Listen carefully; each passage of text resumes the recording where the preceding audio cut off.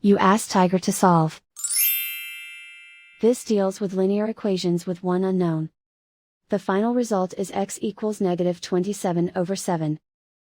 Let's solve it step by step. Group all x terms on the left side of the equation. Add 2x to both sides. Group like terms. Simplify the arithmetic. Group like terms. Simplify the arithmetic. Group all constants on the right side of the equation. Subtract 10 from both sides.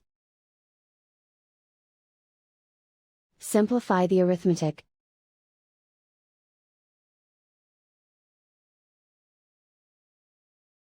Isolate the x. Divide both sides by 7. Simplify the fraction. And so the final result is x equals -27/7.